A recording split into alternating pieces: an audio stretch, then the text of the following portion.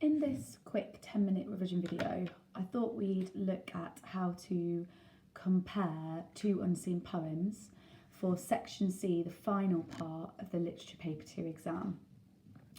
Now, I thought it's probably first useful when thinking about what the examiners are actually looking for in that final comparison to actually look at the difference between the mark scheme and the assessment objectives for just analysing the unseen poem, and then what you actually only need to do when you're comparing the two unseen poems.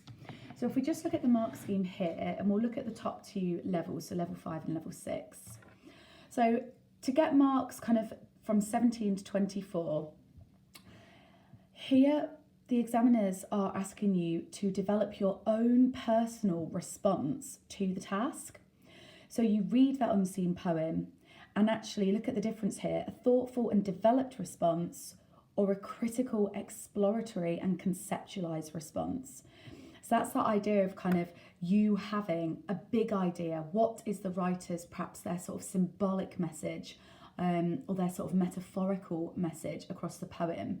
And then how are you communicating your own interpretation and your own understanding of the poem? As always, that is accompanied with use of precise references. So those short kind of integrated quotations that support your interpretation. That's AO1 really. It's kind of, what's the writer's big idea? What's your interpretation of the poem? What are the kind of key ideas or themes communicated by the poet? And then, of course, what you do is you say, well, how are those ideas communicated? Through what methods? So AO2, we know this, it's all about analysing the effect on the reader, the effect of the writer's methods. And of course, we're going to try and use subject terminology, and we're going to think about how have those writers' methods help to convey the sort of meaning or the ideas that the poets are trying to communicate. Now, if I just scroll down and now have a think about the mark scheme for just the unseen poem, let's have a look. Okay, here we go. So this is just the final part of the exam, and notice how the mark scheme immediately just switches to only assessing you on AO2. One of the reasons I think a lot of us in our February mocks were getting half marks and lower out of 8 was because we were focusing too much of our time and efforts comparing the ideas about ageing, because that's our kind of question here, we'll come to that in a second, but we spent a lot of time talking about the ideas and attitudes that the poets hold towards ageing, but didn't actually get to the heart of the mark scheme, which is literally just to pick out and find similarities or differences between the actual poetic methods, the poetic devices that the poets use to communicate their ideas. So it feels kind of counterintuitive because it's less about coming up with your interpretation, linking to the writer's big ideas, their symbolic or metaphorical interpretations, and it's simply about kind of spotting what has the writer done in poem A, what has the writer done in poem B, are they similar or different, and why? So let's have a look at the two poems. So the question first of all, in both Jessie, Emily Schofield and On Aging, the speakers describe their attitudes to the effects of growing old. What are the similarities and or differences between the ways the poets present these attitudes? And to get into that top band there, that level 4, an exploratory comparison of the writer's use of language, structure and form with subject terminology used judiciously. And notice there then, it's not optional. The examiners are saying that to get in that top level, they want you to talk about the writer's use of language devices, so poetic devices, structural features, and perhaps comment on the form. So the shape of the poem, the type of poem, the way the poem is kind of structured on the page. Of course, as always, you're going to be using subject terminology, and your comparisons of the two poems actually have to be kind of convincing, and your explanation of the effects of these methods have to be convincing. So let's just have a look at the two poems here. Okay.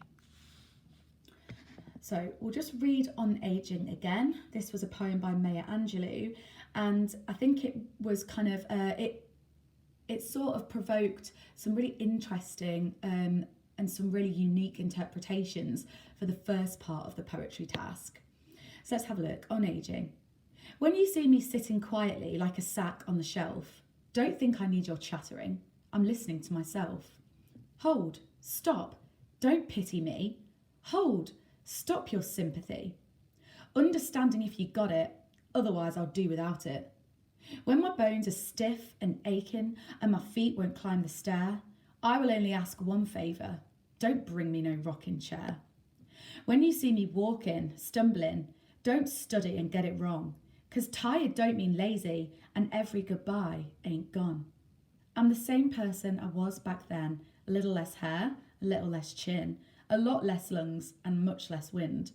But ain't I lucky I can still breathe in. And then let's move on and have a look at the second poem. Jessie, Emily Schofield by Judy Williams. I used to wash my grandmother's hair when she was old and small and walked with a frame like a learning child. She would turn off her hearing aid and bend into the water, holding the edge of the sink with long fingers. I would pour warm cupfuls over her skull and wonder what it could be like in her deaf head with 80 years of life. Hers was the softest hair I ever felt, wedding dress silk on a widow. But there is a photo of her sitting swathed in hair that I imagine chestnut from the black and white, long enough to sit on. Her wet head felt delicate as a bird's skull, worn thin by waves of age, as she stood bent, my mother's mother under my hands. And again, let's just look at this question, which of course we would kind of highlight in the exam. Both the speakers describe their attitudes to the effects of growing old. What are the similarities or differences between the ways the poets present these attitudes? And the key word there really is the ways. And really all that means is the methods. And remember, that can be linguistic, structural, or thinking about the form. So let's have a think about what we could actually start to pick out and focus on in terms of the poet's methods. Okay, so if we start with on ageing, in terms of the method, let's start by thinking about the poetic voice, and that's always a nice way into the poem. So notice how Angelou, all the way through, adopts quite a sort of humorous tone of voice. So we have quotations like hold, stop, don't pity me, hold your sympathy. A lot less lungs and much less wind, but ain't I lucky I can still breathe in. Here we've got the kind of holophrastic or imperative short phrases, kind of commanding the reader. Now, some people might interpret this that the old woman, or you know, that the poet in her kind of older age is kind of aggressive or kind of commanding. But actually, potentially, we might also see this as her just being sort of typically humorous, that we might expect of people as they enter older age. So we've got this kind of humorous perspective adopted by the speaker of the poem. And it could be autobiographical, it might be fair to assume that.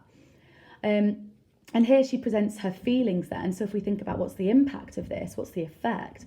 It presents her feelings of defiance and a refusal to become this kind of frail old woman that people expect. So she's kind of subverting the reader's expectations of old people. And that, again, you might talk about the kind of humorous, subversive tone of voice here in the reference to wind, and then even just kind of breathing in at the end. Obviously, a kind of crude reference to death, but actually mocking that idea, showing no fear in the face of death. So my first point, I think, my first idea about the method adopted here by Angelou is going to be about the use of poetic voice, communicating her feelings of defiance and sort of jovial and humorous attitude to ageing. But now then, let's look at our second poem, Jessie, Emily Scofield. And if I'm thinking about poetic voice, I want to sort of look for that in this poem as well.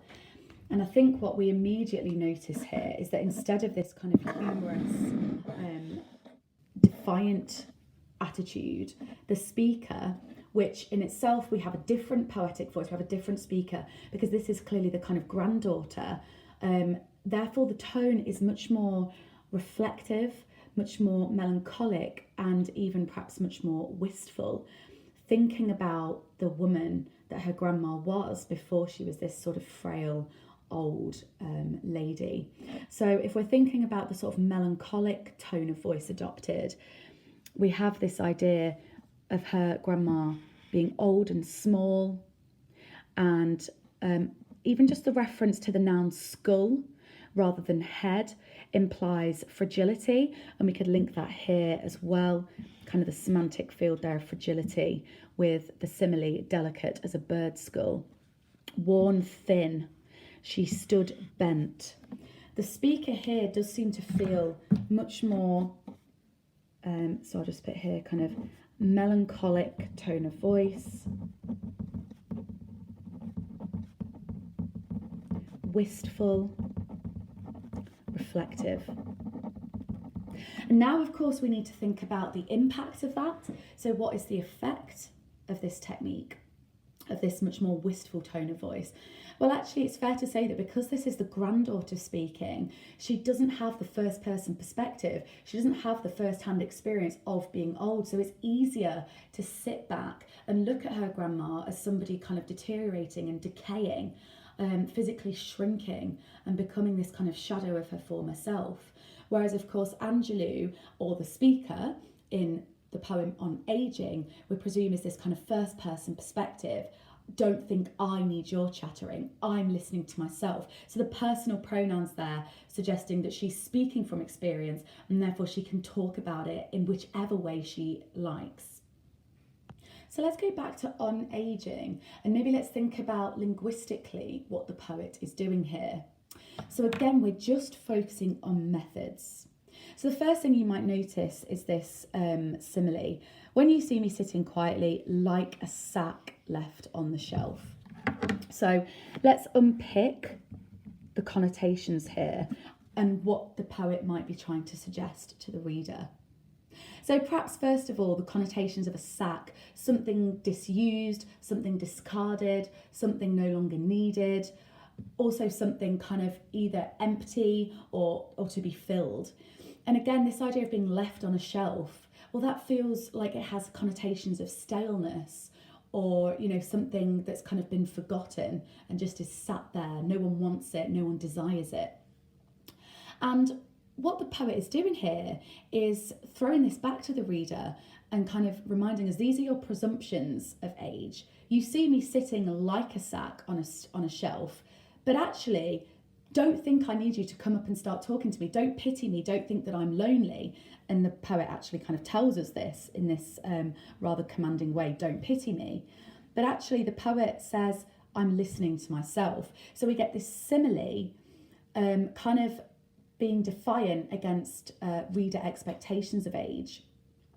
However, it does suggest that within old age, the speaker, the physical body kind of deteriorates. And actually that is reflected again in the adjectives stiff, aching, and then verbs such as walking and stumbling.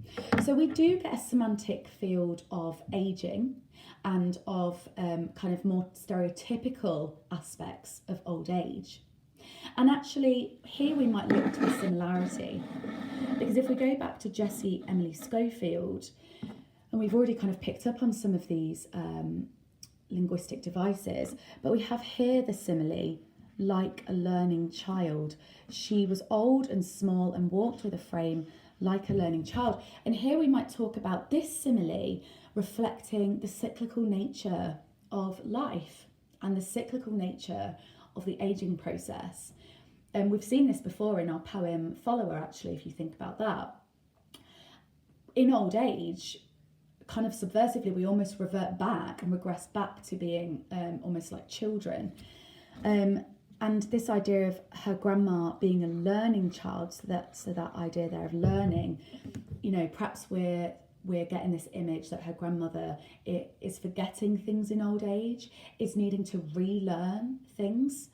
We could come back to the same adjectives that we've already looked at for the melancholic tone of voice: old, small, and we looked already at this idea of her being worn thin and bent. So again, we're kind of spotting a similarity there in the imagery that the poets are adopting when describing age and the aging process. We might also want to come back and have a think about the simile here, seen as we picked out a simile on aging. Delicate, her wet head felt delicate as a bird's skull. So here, the connotations of the bird's skull, actually that kind of quite gruesome and quite vivid reference to something that is already dead and has already decayed. So the idea of finding a skull is actually quite stark for the reader. And again, we could link that back to the granddaughter's rather melancholic, perhaps even quite morbid tone when she's thinking about her grandma's aging. And then again, we might think about the idea of the kind of animalistic imagery, this idea of being frail and kind of bony. If you think about a bird and a bird's skull being very small, very bony, I think that's quite an important and evocative image there. Now for that top level, remember that level 4, the examiners are telling you that you also need to write about structure or poetic form. So if we just come to On Aging and actually Jessie, Emily Schofield, what we do notice is that both poets adopt this kind of single stanza, a very sort of compact poetic form. Now, if we want to think about what the actual effect of this is, we might look to the last line of both poems. Now, the last line of the poem here, "But ain't I lucky I can still breathe in," is a stark reminder to the reader with the noun breathe that actually, despite the ageing process perhaps depicted by the one continuous stanza, in the final line, the reader is reminded of the life and the vibrancy that the speaker still has. And that's reinforced by the idea of the speaker feeling lucky. So even though she's old, her bones are aching, she stumbles, perhaps she's not quite the person she was before. I mean, physically she looks different. Actually, she is embracing life, and that is very much reflected in the last line of the poem. Again, if we go to Jessie, Emily Schofield, you notice that again we have this kind of one compact stanza, and some of you in your exam responses did do some nice analysis of the idea that this kind of depicts the life cycle, so from birth to death in this kind of one continuous process. However, unlike the sort of positive ending of the first poem, here we get this idea: worn thin by waves of age as she stood bent, my mother's mother under my hands. Here, the poet Judy Williams is perhaps again sort of reflecting the idea of the cyclical nature of life, and again maybe in sort of a morbid way, thinking about her own mother's sort of aging, the fact that this is her mother's mother. And in a way I kind of think about Before You Were Mine here as well. And that idea of thinking about the ageing process, or sort of looking back rather wistfully on the sort of happier times when we were younger. But again here, this one long compact stanza, perhaps depicting or acting as a metaphor for the cyclical nature of life. But here comes this idea: my mother's mother under my hands. But this idea that maybe the personal pronouns, the granddaughter perhaps feels quite protective, and the need to shelter and look after and nurture and care for her grandma in her deteriorated old state. So the final process here then is to put this together in a sort of extended peel paragraph where you are primarily focusing on the methods that the writers have used. Okay, so the final stage, we've planned our ideas, we've considered the specific methods that we're going to look at, And so now I need to write these up as that comparative peel. Remember, kind of 8 marks, we're only really going to spend 10 to 12 minutes on this question. So I might start using kind of a comparison connective at the start of my peel. Although both poems discuss the effects of ageing, the methods they adopt are very different. And I'm going to start with that point about the perspectives, the kind of the poetic voices. Firstly, within, and it was the poem on ageing, I think we want to look at first. So firstly, within on ageing, Angelou, and I'll always refer to the poet by the last name, that's just the kind of academic way of doing it. Angelou utilises, that's an American spelling, Angelou utilises an assertive and confident poetic voice in order to suggest that the reader should not pity the speaker. Okay, so on ageing, Angelou utilises an assertive and confident poetic voice, there's my method, in order to suggest that the reader should not pity the speaker. Now I obviously need some evidence. This is evidenced through the repeated use of imperatives. And again, I'm using subject terminology there, and I'm trying to integrate the quotation. Hold, stop,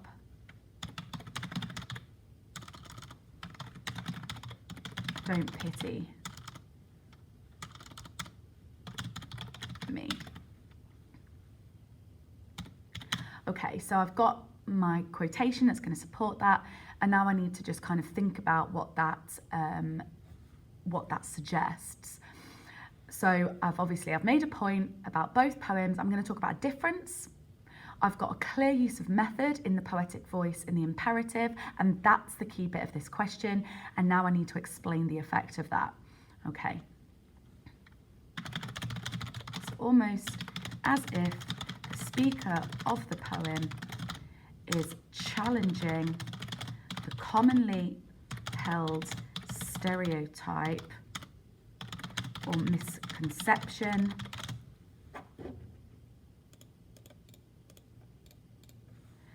that the lives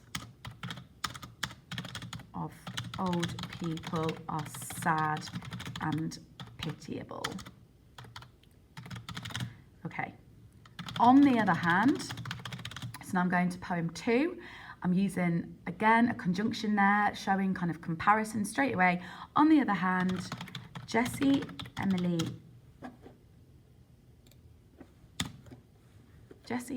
Schofield, or I would say actually in the poem Jessie, Emily Schofield, the writer creates a much more wistful and melancholic poetic voice, this time the poem being narrated by a granddaughter who is clearly upset at seeing the ravages of old age upon her grandma's body. And again, we need a quotation here, and we might use the wet head felt delicate as a bird's skull. This is evidenced through the simile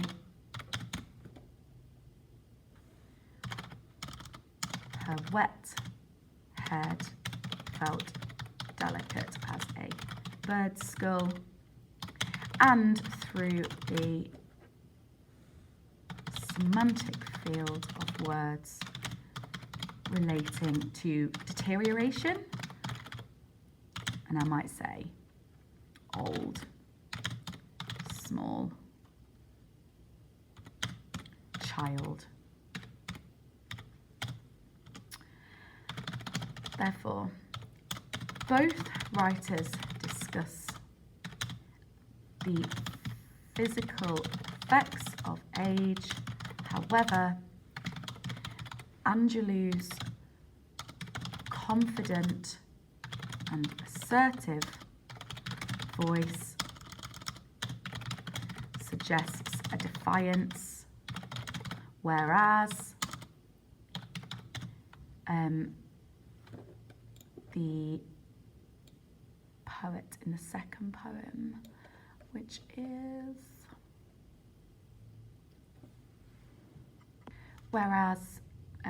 Williams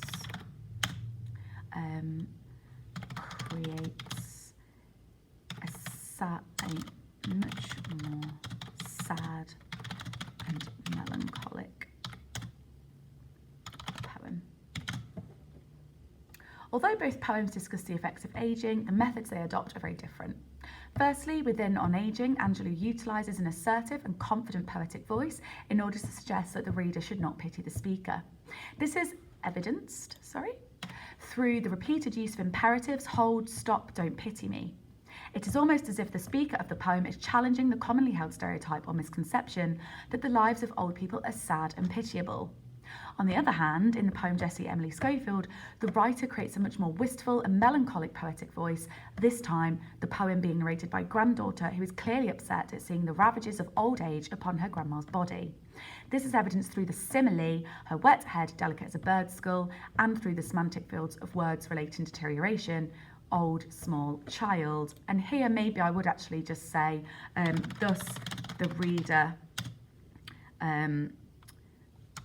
or this evocative imagery allows the reader to imagine a frail and almost broken old woman.